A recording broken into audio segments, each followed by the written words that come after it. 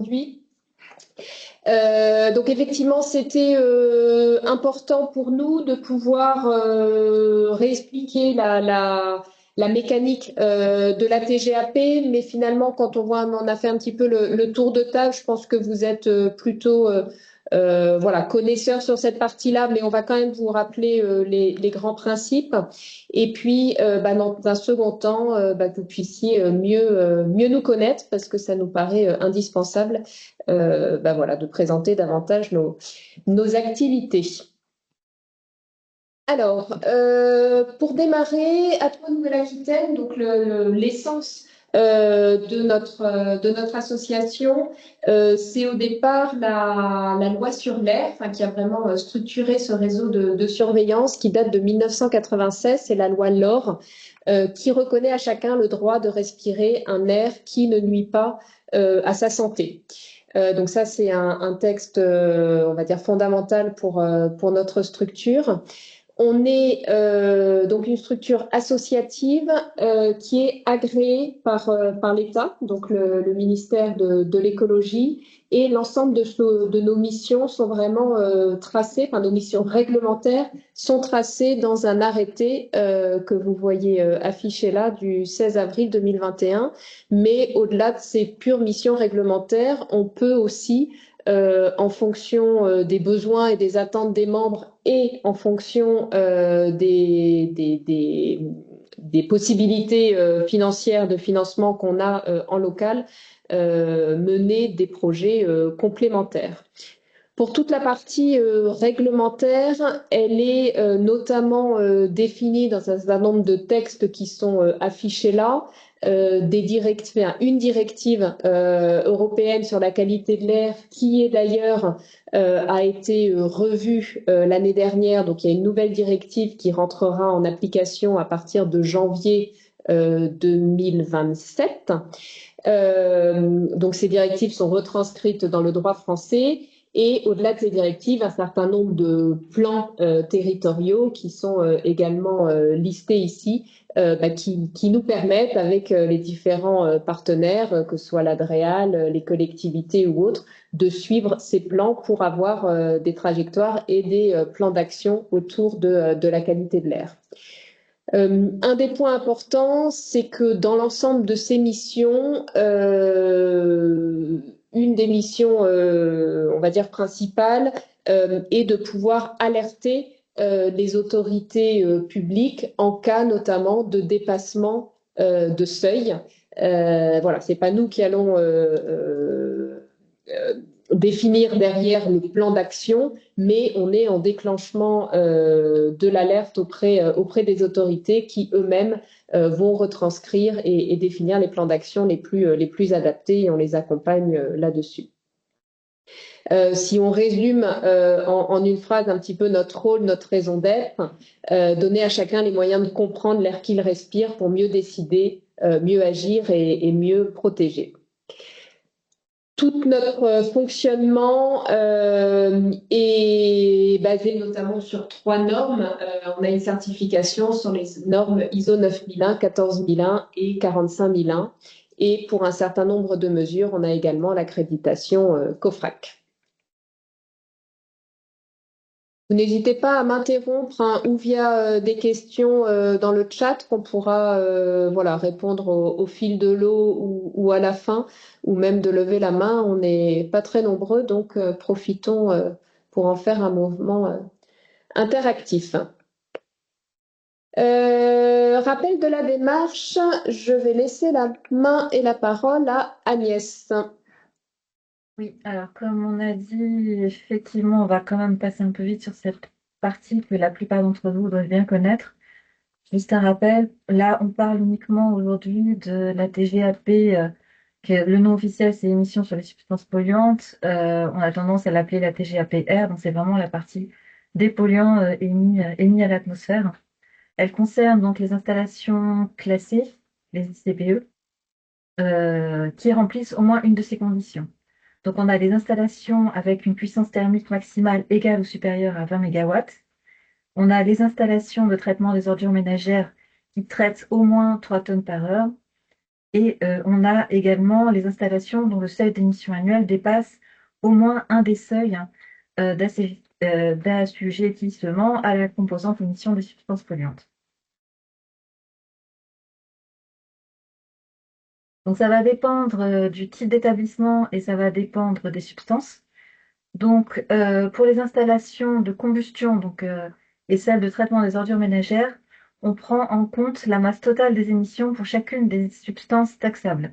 On va voir qu'il y en a plusieurs tout à l'heure, à l'exception donc des poussières totales en suspension, on les prend en compte que si les TSP, donc on les prend en compte que si les émissions dépassent 5 tonnes par an.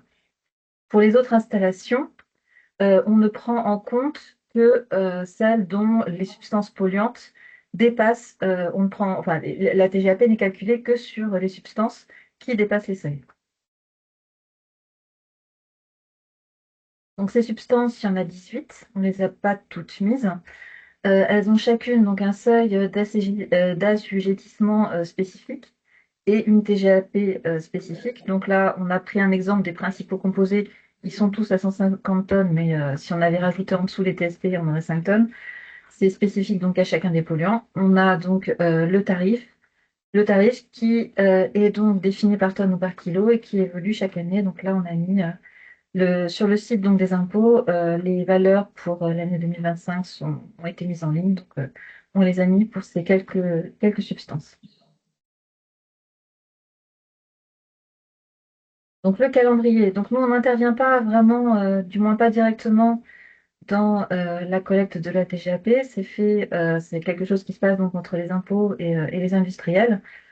Nous, tout ce qu'on fait finalement, c'est de renvoyer des courriers pour rappeler que les industriels de la région Nouvelle-Aquitaine ont la possibilité de faire une promesse de don à Atmo Nouvelle-Aquitaine et puis de faire le don libératoire au printemps. Le calendrier, vous le connaissez, ça se passe donc en fin d'année, on va bientôt y arriver. Courant octobre, fin octobre, vous allez faire donc la déclaration, donc là on arrive à octobre 2025, vous allez faire la déclaration donc, des émissions pour l'année 2025, donc des émissions prévisionnelles au titre de l'année 2025, avec à ce moment-là la possibilité donc de faire une promesse de don libératoire, donc soit de faire une promesse de don libératoire à Atmo, soit donc de verser la somme directement au site des impôts. Et puis après, au printemps, vous faites donc la déclaration réelle au printemps 2026, donc avril-mai 2026, vous ferez la déclaration réelle des émissions de l'année 2025. Et donc, si vous avez fait une promesse de don en octobre 2025, en 2026, c'est à ce moment-là que, au plus tard, en tout cas, la promesse de don sera versée à tout.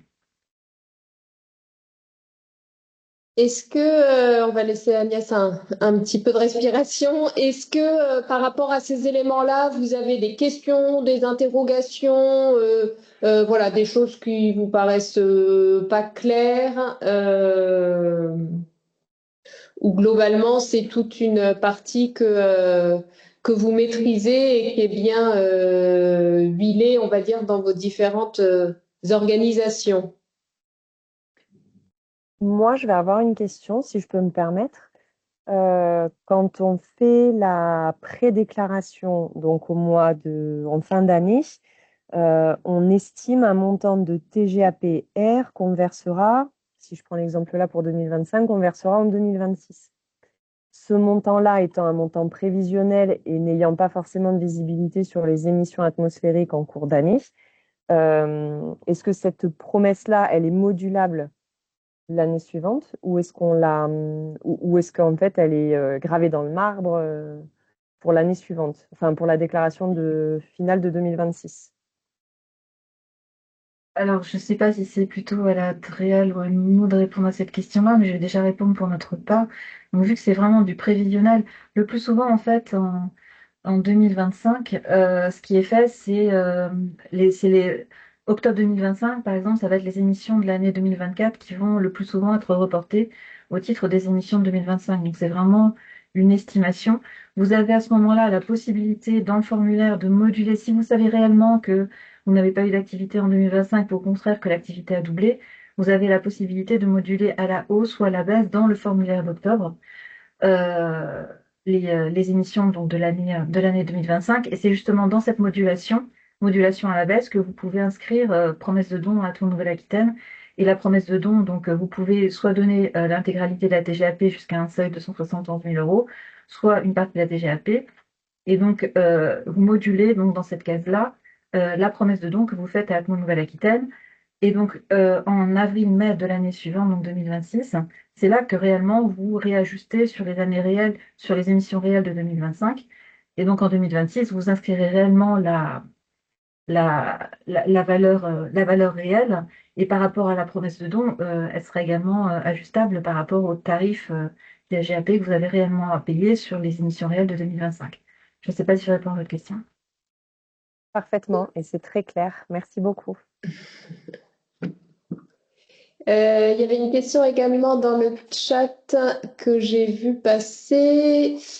Comment sont fixés les tarifs et leurs évolutions? Ce que je sais, c'est que c'est pas nous qui les fixons. Après, Agnès, je ne sais pas si on a des éléments de réponse par rapport à ça. Nous, on les a en consultation comme vous. Effectivement, ils peuvent évoluer. Il peut y avoir un pourcentage voilà, global d'augmentation qui est mis. Mais voilà, on n'a pas de détails effectivement sur comment sont fixés ces montants. Peut-être, Claire, Ouais. un élément de réponse, alors ça ne correspond pas aux 1 ou 2% d'évolution, entre guillemets, du coût de la vie qui pourrait se mettre sur 2025, 26, etc. Mais par le passé, il y a eu des coûts à la tonne qui ont été multipliés par 2, notamment sur les oxydes d'azote. Et ça, c'était lié à une stratégie nationale qui était de dire la TGAP, elle sert plutôt à tendre vers la limitation des émissions industrielles et donc à amener les industriels à pouvoir faire des travaux complémentaires sur la dépollution. Et donc, le coût avait à l'époque été élevé significativement pour booster en fait les industriels ou les collectivités qui ont en charge des sites industriels à aller vers de l'amélioration en matière d'émissions de polluants atmosphériques.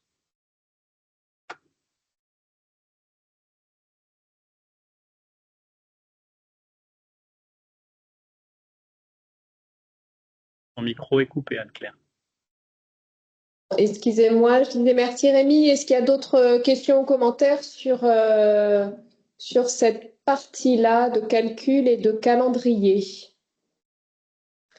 Où c'est à peu près clair. Du coup, j'ai une question subsidiaire. Est-ce que le fait de vous envoyer un rappel au mois d'octobre, c'est nécessaire et important, ou finalement, vous, dans votre organisation et vos structures, et même en cas de changement, c'est aussi voilà, une de nos craintes certaines fois de se dire oh, s'il y a un changement voilà, de direction au niveau des services comptables ou autres, est-ce qu'il peut y avoir des risques de louper ou d'oubli, ou finalement sont des choses qui sont bien huilées chez vous. Bon, qui me dit mot consent. Peut-être un élément, Anne-Claire, juste repréciser, pour pouvoir nous transmettre la TGAP, il y a plusieurs approches. Il faut que vous soyez membre d'Atmo Nouvelle-Aquitaine, ça c'est une condition nécessaire, qu'il y ait une installation sur le site, enfin sur la région en tout cas, en termes de géographie. Et puis après, respecter une fenêtre de don qui va alors ça dépend un petit peu du type d'entreprise, mais globalement jusqu'à fin mai de l'année N+1 pour la TGAP de l'année N. En dehors de cette fenêtre de tir, les douanes potentiellement peuvent se questionner sur le fait que le don n'ait pas été fait dans la bonne fenêtre de date. Donc c'est important aussi pour tout le monde, pour nous bien sûr, mais pour vous aussi, pour ne pas être embêté par les douanes, d'être sur le bon timing de mise à disposition du don. Je voudrais dire que c'est vraiment très important d'avoir un rappel, surtout quand on est dans des grosses structures comme nous. Là, nous avons au niveau financier des personnes qui vont changer pour tout ce qui est paiement de la TGAP, de même que moi au sein du service douane. Donc, je pense que c'est vraiment très très important qu'on ait des rappels. Ok. Bon, bah, super. Et ben, on continue du coup sur cette lancée-là. Et effectivement, comme le dit Rémi, voilà, donc il y a deux actions qui sont vraiment à faire de votre côté. C'est ce mois d'octobre où effectivement vous devez ou verser la compte à l'État ou nous faire ou déclarer la promesse de don, auquel cas les versements ne seront que l'année suivante. Mais il y a également des dates butoirs dans le versement des dons. Et c'est vrai que voilà, on sait que la dernière date limite, alors il peut y avoir différentes dates, mais la dernière date limite se situe avant fin mai. Et nous, certaines fois, on se retrouve au mois de juin où on n'a pas reçu la TGAP de l'industriel. Donc on fait des relances. Au-delà de nous, l'impact financier pour nous, voilà, ça peut aussi être problématique pour l'industriel qui a fait la promesse de don et pour autant n'a pas fait le don dans les délais impartis. Donc là, on se permet aussi de faire des relances à vos services. Donc ça, on en a déjà un petit peu parlé. Donc il y a quand même des conditions. Le membre l'industriel donc doit être membre d'Atmos Nouvelle-Aquitaine pour être donateur. Donc les autres éléments, je vais pas revenir dessus. Donc c'est plus les douanes maintenant qui s'en occupent, ça a changé, c'est la DGFiP qui s'occupe donc directement de récolter, de traiter donc de cette question de TGAP. Et voilà, donc comme on a dit, si la promesse de don faite en octobre est égale au montant prévu de la DGAP, il n'y a rien à verser à la DGFiP en octobre. Donc, ça constitue un petit avantage pour l'industriel, une avance de trésorerie, donc une trésorerie qui peut conserver jusqu'au printemps de l'année prochaine. Sachant qu'il n'est pas non plus obligé, je précise au passage, hein, c'est pas une obligation d'attendre forcément la fin du mois de mai. Ça peut être la DGAP peut également être versée dans les mois précédents si vous le souhaitez. Et donc voilà, on vous envoie, comme on a dit, un formulaire de rappel. Donc on le faisait pas avant, on le fait maintenant aussi en octobre, un courrier de rappel donc à tous nos membres qui ont cette TGAP émission. Donc on envoie un courrier en octobre de rappel et puis on envoie également au printemps un autre document donc avec l'appel au don déductible de la TGAPR. Celui-là, il était déjà fait les années précédentes.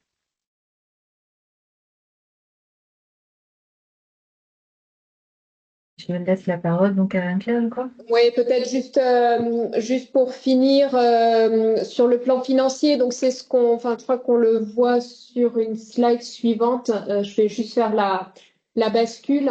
Ça, c'est notre financement, l'ensemble des recettes d'Atmo Nouvelle-Aquitaine. Donc on a trois gros piliers de financement de notre structure. L'État, donc qui nous donne une subvention annuelle à la fois pour notre fonctionnement, mais également pour notre investissement, puisque vous le verrez après, mais dans notre activité, on a quand même une grosse partie investissement. On a les collectivités territoriales, notamment via leurs cotisations, que ce soit les différentes villes, PCI ou la région Nouvelle-Aquitaine qui nous finance également, donc à hauteur de 14%. Et puis cette partie importante de 40% qui est effectivement la TGAP-R. Pour vous donner une idée, on est sur un budget d'à peu près 5 millions d'euros. Voilà, donc une TGAP qui avoisine les 2 millions d'euros chaque année. Suivant les années et suivant les possibilités de l'association et ses besoins, on a une partie de la TGAP que l'on va affecter pour notre fonctionnement et une partie de la TGAP, voilà, mais qui est plutôt aux alentours de entre 100 et 200 000 euros hein, sur les, je dis 2 millions, mais là on est plutôt autour de 1,9 million. On va avoir entre 100 et 200 000 euros qui peuvent être affectés à notre investissement. Donc on va vous expliquer dans une deuxième partie tout ce qu'on fait avec la TGAP. Deux éléments. Donc je reviens sur la carte qui était ici à l'instant. Là, c'est pour vous donner un petit peu une idée sur l'ensemble de la région, du nombre d'industriels qui aujourd'hui sont donateurs de la TGAP par département. Et sur cette carte-là, on a l'ensemble des industriels qui ne sont pas encore ou qui ne sont pas donateurs de leur TGAP. Voilà, donc c'est un challenge un petit peu pour nous d'aller les chercher. Comme disait Aurore, voilà, on essaye déjà de les identifier et puis ensuite de les contacter pour les encourager finalement à verser cet argent qui de toute façon doit être versé sous forme de taxes, que ça puisse profiter localement et pour des actions en faveur de la qualité de l'air en local. Dernier élément sur l'aspect financier. Pour nous, vous voyez que c'est la part importante du budget et vous êtes tous ici de près ou de loin, mais certainement beaucoup de près à piloter des budgets et gérer des opérations financières. Quand on fait nos budgets, donc là par exemple, on est en train de finaliser notre budget pour 2026. On a un point d'interrogation sur cette TGAP que l'on percevra au plus tard en mai 2026. Donc c'est un point, un élément de notre budget qui est à la fois extrêmement important et sur lequel on a vraiment très très peu alors de maîtrise, c'est sûr et certain, mais ce dont on manque, c'est de la connaissance. Et finalement, ce que vous allez nous verser au mois de mai de l'année suivante est en lien avec vos émissions de l'année 2025. Donc, en même temps qu'on vous envoie ce courrier pour vous rappeler les dates à respecter, on vous demande aussi, dans la mesure du possible, même si, comme on l'a dit tout à l'heure, ce n'est qu'un estimatif, mais de pouvoir avoir un estimatif de ce que vous pensez nous verser au mois de mai l'année suivante. C'est un élément qui est, en termes de compilation budgétaire, qui est extrêmement précieux et important pour nous, pour qu'on puisse se projeter. Voilà pour les aspects purement collecte de TGAP et impact pour nous. Est-ce que vous avez des questions sur cette partie-là? C'est bon? On continue? Alors, je l'ai rapidement évoqué en introduction dans notre surveillance. Donc, votre TGAP, globalement, elle va servir de façon non fléchée, c'est-à-dire que elle rentre finalement dans le pot commun du fonctionnement ou de l'investissement de la structure. Donc, elle contribue à l'ensemble des sur lesquelles on travaille, qu'elles soient encore une fois réglementaires ou au-delà du réglementaire pour certaines actions.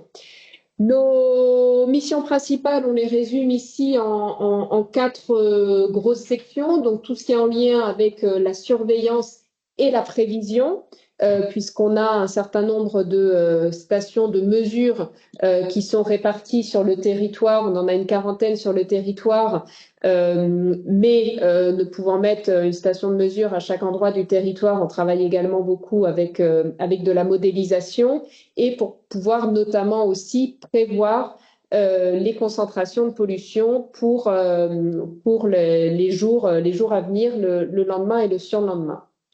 Donc, mission de surveillance et de prévision, mission également d'études, puisqu'on va travailler sur un certain nombre d'études, que ce soit des études industrielles, on y reviendra après, mais également des études pour accompagner des collectivités dans leur choix d'aménagement urbain. On peut également faire des études en lien, par exemple, avec les pesticides pour le monde agricole. Et puis, on peut également faire, et Agnès est mandatée sur cette action, des études plus en lien avec de la recherche et de l'innovation. Et dans ce cas-là, ce sont des études qui sont multipartenariales. On a également toute une mission d'information. Je vous disais en amont, la loi LOR indique que chacun doit respirer un air sain. On a aussi cette mission de pouvoir informer en direct, 24 heures sur 24, sur la qualité de l'air que chacun respire. On le fait majoritairement via notre site internet, mais également via des systèmes de bulletins d'informations que l'on peut envoyer aux personnes qui s'inscrivent. Et puis, quatrième mission, d'accompagner les décideurs dans les plans d'action, que ce soit des décideurs des collectivités, de l'État ou des services de l'État et des industriels qui sont membres chez nous. On dispose, on met à disposition donc un certain nombre de données de mesure et un certain nombre d'indicateurs à travers des outils qui peuvent être des cartes de moyenne annuelles, des outils de modélisation ou également des inventaires des émissions sur le territoire. On connaît bien tous les polluants réglementés et un certain nombre de polluants qui ont été évoqués tout à l'heure pour le calcul de la TGAP. Mais au-delà de ça, on a des thématiques plus élargies. Sarah, qui est là avec nous, travaille par exemple notamment sur tout ce qui est odeur. Certains industriels sont très concernés par des sujets odeur et pour donner notre exemple emblématique, sur la plateforme de LAC, il y a un jury de nez formé à la reconnaissance des odeurs qui opère et qui permet d'objectiver les situations locales en fonction des odeurs ressenties. Des polluants émergents, j'ai évoqué le sujet des pesticides, il y a aussi par exemple le NH3, et puis de façon plus transverse, et ça c'est un point d'évolution sur lequel on veut davantage travailler à l'avenir, c'est de vraiment, alors tout en restant dans notre rôle, puisqu'on n'est pas des médecins, mais de pouvoir faire les liens avec les impacts santé que peuvent avoir l'ensemble de ces polluants. Hop. Du coup, Rémi, je te laisse la main sur cette partie-là. Je prends la main sur cette partie un petit peu plus pratique. Comme l'a évoqué Anne-Claire, la TGAP-R va servir principalement au fonctionnement, mais pas que. Il y a bien une partie investissement qui peut être pris en compte.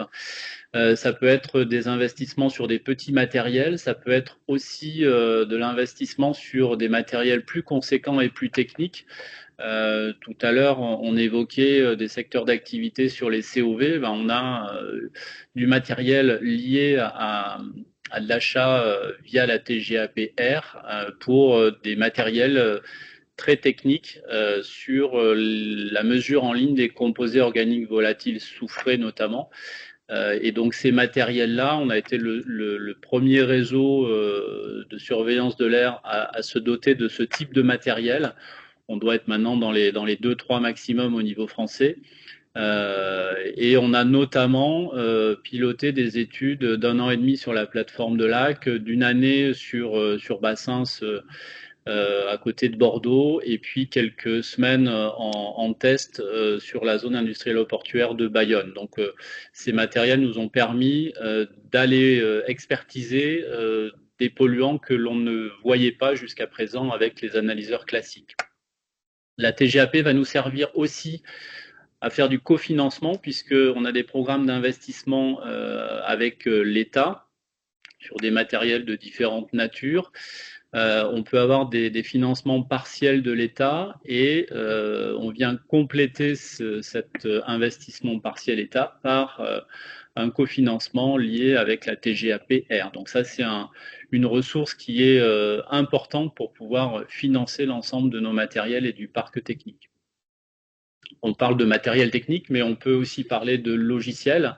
La TGAP peut nous aider à gérer tous les logiciels de modélisation à l'échelle des territoires. Alors, une partie est gérée dans le fonctionnement, mais on peut aussi avoir des investissements liés à des logiciels qui permettent la modélisation, notamment de retombées de panache. Lorsqu'on fait des plans de surveillance autour du VE, par exemple, des plans réglementaires, on peut mettre en musique une modélisation de retombées de panache pour voir où on va positionner au mieux, en fonction des conditions météo et de l'ensemble des éléments, les matériels. Et donc, on peut établir des cartes de retombées de panache autour de sites industriels notamment.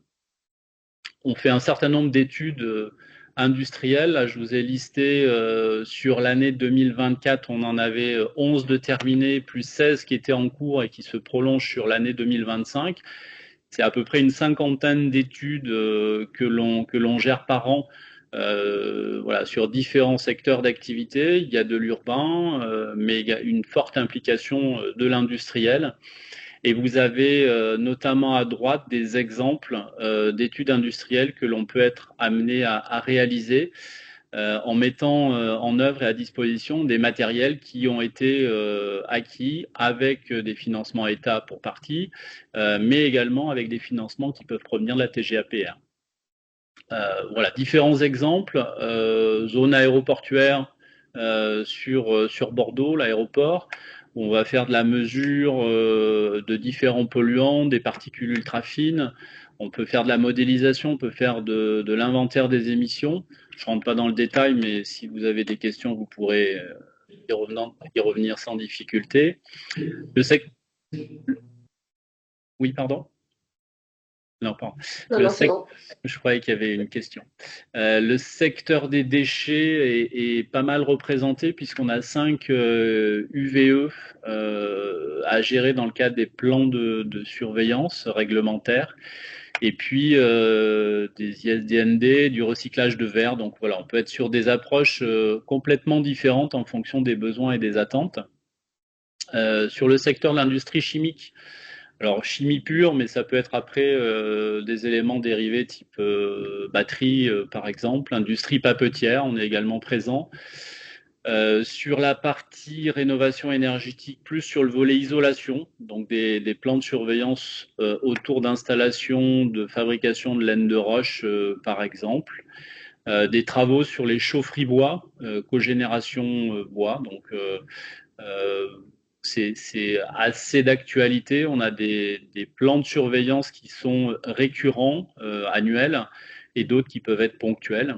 Et puis tous les travaux que l'on mène assez régulièrement sur des zones majeures, sur la zone industrielle portuaire de La Rochelle, de Bayonne, de Bassins, où on peut avoir des stations fixes ou des stations mobiles pour aller chercher des polluants spécifiques en fonction des besoins des différents industriels. Donc ça, c'est plutôt tout ce que l'on peut amener en matière de capacité d'expertise. Et puis quelque part en retour, ce qui est intéressant aussi de pouvoir vous passer comme message, c'est que vous pouvez aussi vous retourner quelque part vers Atmo Nouvelle-Aquitaine pour pouvoir disposer d'éléments de compléments d'information. Alors, je pense notamment à 3 points qui sont explicités là. D'abord, pour vous, l'intérêt, c'est de pouvoir participer à la surveillance de l'air à l'échelle de la région. Et ce qui est intéressant, c'est de pouvoir laisser les financements en région pour mener des actions régionales. Donc, il y a vraiment un objectif de surveillance et d'amélioration de la qualité de l'air. Le deuxième point, il est pouvoir répondre à vos besoins techniques, vos besoins d'expertise, où on peut amener, nous, l'engineering et notre expertise sur la partie qualité de l'air, tant sur la modélisation que sur la mesure à proprement parler et l'aide à la décision que l'on peut avoir sur l'intérêt d'aller vers telle ou telle surveillance dans le cadre de plans réglementaires, notamment en lien avec l'inspection des installations classées. Peut-être juste Rémi, ce qu'on n'a pas précisé parce que ça nous paraît évident, c'est que nous on se positionne vraiment en exposition des populations, donc on n'a pas vocation à faire des mesures voilà à l'intérieur des enceintes ou pour les réglementations des émissions aux cheminées, mais vraiment sur l'exposition des populations alentours. Ouais, tout à fait. C'est air ambiant et c'est les plans de surveillance air ambiant, air extérieur, effectivement, et pas du tout sur la partie émissions cheminées. Donc du coup, ça peut amener, c'est le cas avec de nombreux industriels, à pouvoir échanger sur les besoins et les attentes qu'ils peuvent avoir. Échange en direct ou éventuellement échange aussi par l'intermédiaire de syndicats professionnels. Hein. Ça peut être le cas de certains syndicats, notamment Franchimie, avec qui voilà, on travaille et qui sont membres de notre structure. Donc on peut aussi avoir cette approche, cet échange et cette expertise avec l'entreprise, mais aussi avec les représentants des différentes entreprises.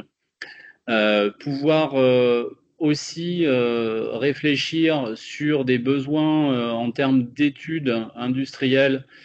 Alors à façon, parce que chaque structure va avoir ses propres besoins en fonction de ce qui leur est demandé par l'inspection des installations classées. On peut mettre en place, comme ça a été le cas sur différents sites, des modélisations, des travaux d'inventaire des émissions, donc des tonnes de polluants qui sont sur la zone considérée, et puis toute une batterie de mesures avec des polluants plus ou moins exotiques en fonction des besoins et des attentes. Et donc nous, on va être en capacité de mettre les matériels de mesure ou les laboratoires d'analyse en face pour pouvoir répondre à ces attentes-là.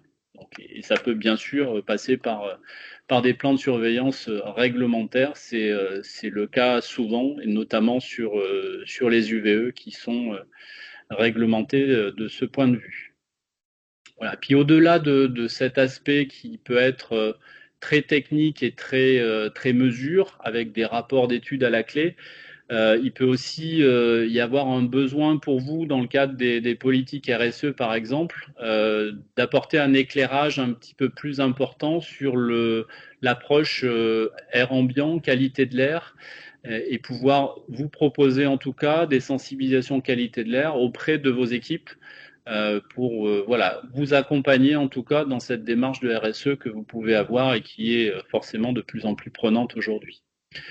Donc voilà, ça, ce sont des éléments qu'on peut évoquer. Je pense qu'ils sont aussi à façon en fonction des besoins et des attentes de chacun. Donc, il y a en face différents services chez nous qui peuvent réceptionner la demande, le besoin et se rapprocher après de vous pour essayer d'être le plus efficient sur le besoin. Et vous apporter notre expertise, encore une fois, sur le volet de qualité de l'air où on y est constamment, avec aujourd'hui oui, plus de 40 stations de mesure, 150 matériels et davantage qui fonctionnent 24 heures sur 24 à l'échelle de Nouvelle-Aquitaine, sur la batterie des polluants classiques, mais beaucoup plus largement sur des polluants qui sont hors réglementation par rapport à des besoins spécifiques. Je rebondis peut-être juste sur l'aspect RSE également. Les industriels que vous êtes aujourd'hui travaillent beaucoup notamment sur la décarbonation de vos process et très souvent, qui dit décarbonation, il y a un co-bénéfice aussi sur la qualité de l'air. Voilà, donc bien penser à valoriser effectivement au-delà de la décarbonation les impacts positif sur la qualité de l'air. Je dis toujours qu'on est schizophrénique chez Atmoena, puisque voilà, comme vous l'avez vu, on arrive à maintenir nos activités grâce à la TGAP, mais on est aussi on se réjouit aussi pour nous tous quand les TGAP baissent, puisque ça veut dire également qu'il y a moins d'émissions dans l'air. Et souvent, quand on observe ces baisses de TGAP, c'est aussi parce que vous avez mis en place des process plus vertueux. Voilà. voilà, on a fait à peu près le tour de ce qu'on souhaitait ou pensait vous présenter cet après-midi. Et on est à votre écoute si vous avez d'autres questions sur ce qui a été présenté ou si vous souhaitez qu'on aille au-delà. Euh, on a 10 petites minutes. On s'était fixé une heure et on a 10 petites minutes qui nous restent. Oui, j'aurais une petite question. On, euh, quand vous dites que vous mettez à dispo votre expertise, là, notamment pour faire peut-être des caractérisations ou des mesures, on a bien compris que c'est en dehors des sites. Euh, si on a une problématique, en fait, on peut vous contacter et voir avec vous si vous pouvez faire des mesures ou comment ça se passe? Oui, tout à fait. On a effectivement, comme ça a été rappelé, une partie de notre activité qui est purement sur le réglementaire, en air ambiant, et une partie à destination en fait de nos membres. Et là, on peut être amené à faire, alors quels que soient les membres, des études urbaines, des études voilà, industrielles, des pesticides, plein d'autres choses. Mais si on focalise sur le besoin industriel, excuse. Oui, je disais sur les besoins industriels, on va être oui, en capacité de vous écouter sur vos besoins. Si l'industriel a des besoins nouveaux en termes de plans de surveillance réglementaire ou de besoins locaux voilà, de surveillance, d'aller mesurer tel ou tel polluant de telle ou telle façon, voilà, nous, on est en capacité de pouvoir vous accompagner, de travailler en amont avec vous sur ce que l'on pourrait imaginer en fonction de vos besoins et du coup de vous proposer quelque chose qui soit clé en main, à la fois d'un point de vue polluant, plan de surveillance, timing, durée, voilà. Et ça, on le fait régulièrement. D'accord.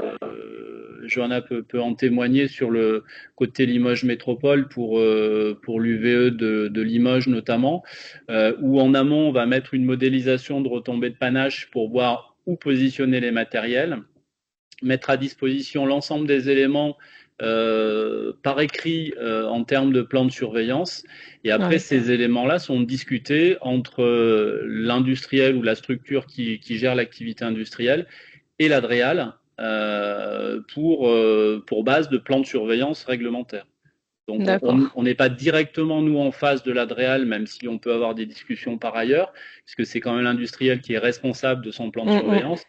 Oui. Mais nous, on apporte les éléments amont qui permettent de livrer clé en main un plan de surveillance pour le compte de l'inspection des installations classées. Et juste quand même pour préciser sur des études comme ça, elles sont quand même, elles ont besoin d'être financées. Donc on vous fait une offre financière chiffrée, quand vous l'avez vu dans notre camembert un petit peu plus haut. Voilà, c'est 7% ici d'études et des prestations. Donc voilà, on réfléchit ensemble effectivement à ce que ça peut demander en termes, est-ce que c'est que du temps et de l'ingénierie, est-ce que c'est une étude sur 1 mois, 2 mois, 3 mois, auquel cas on a effectivement une part matérielle. Donc le matériel, ça on le met à disposition gratuitement puisque c'est le matériel voilà courant que l'on a et qui va tourner d'une étude à l'autre. En revanche, les unités d'œuvre qui sont déployées aussi bien côté technique qu'au côté ingénierie sont effectivement chiffrées. Donc on vous fait une proposition d'offres ensuite que vous pouvez accepter ou non suivant les attentes. Et avec des coûts malgré tout qui sont moindres, puisque vous êtes membre et donc vous bénéficiez de tarifs voilà, membres. Donc c'est aussi intéressant pour une collectivité, pour un industriel, parce que les coûts sont limités en termes de coûts jour sur les actions, qu'elles soient techniques, de modélisation ou autres. Un point important que je souligne, après je vous laisse la parole, Madame Culler. quand on fait une étude, que ce soit encore une fois, quel que soit le membre, hein, que ce soit industriel, collectivité ou l'État, toutes nos études sont publiées sur notre site internet. Donc ça, c'est quand même un point extrêmement important et fondamental pour nous. Et pour vous aussi, c'est-à-dire que voilà, si vous travaillez avec nous, bah, c'est en connaissance de cause. L'étude à la fin, alors on vous l'a fait relire au préalable, etc. Il y a quand même bien sûr un aller-retour, mais elle sera publiée sur le site internet. Bah, c'est aussi une des raisons pour lesquelles on vient nous chercher pour certaines études. Alors, on vous a pas présenté effectivement un peu nos valeurs et notre ADN, mais cette notion d'indépendance et d'impartialité dans nos mesures est un élément fondamental puisqu'on travaille voilà en toute transparence et les riverains, la collectivité à côté, tout le monde pourra venir consulter les résultats de l'étude quand elle est terminée. Ok, ok, merci. Madame Killer? Oui, moi je tenais juste à intervenir très brièvement sur.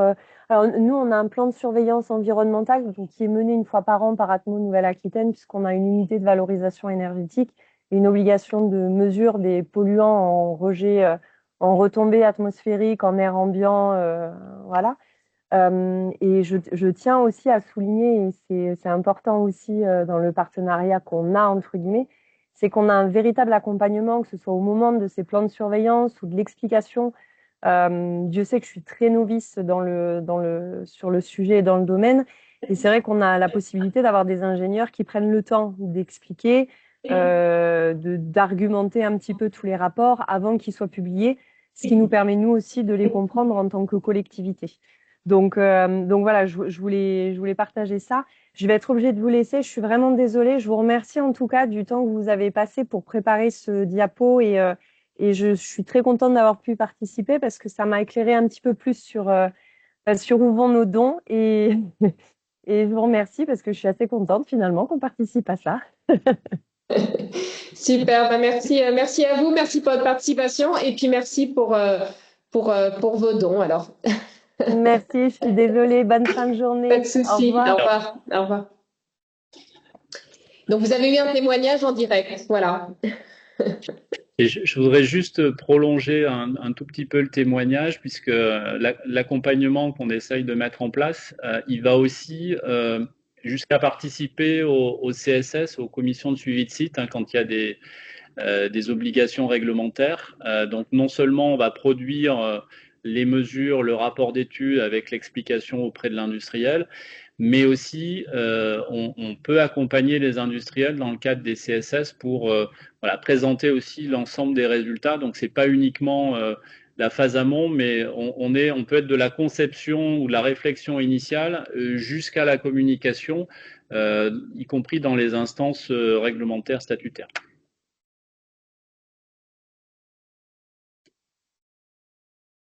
Est-ce que vous avez d'autres questions, commentaires ou ajouts? C'était un peu une première pour nous. En tout cas, ça faisait quelques temps qu'on n'avait pas fait de webinaire comme ça sur la TGAP. Ça nous paraissait important de vous dire finalement ce qu'on faisait avec vos dons. C'était assez général, mais n'hésitez pas, ou dans le cadre d'études, ou même tout simplement, pour mieux nous connaître ou mieux approfondir ou connaître vos enjeux, à nous solliciter et on viendra vous rencontrer avec grand plaisir. Camille vous a mis en partage là dans le chat un petit sondage, donc n'hésitez pas aussi, il est très simple, très court, ça vous prendra 30 secondes pour y répondre. Donc n'hésitez pas également à cliquer sur le lien et ça nous permet toujours de nous améliorer. Et on leur envoie le support. Julie me dit dans l'oreillette qu'on vous enverra le support. Voilà, donc vous pourrez aussi le partager en interne si besoin. Parfait. Et ben, je propose de clôturer ce webinaire et merci pour votre participation. Bonne Merci journée. à vous. Merci. Merci à vous. Bonne Pareillement. journée. Au revoir. Au Au revoir. revoir. Au revoir.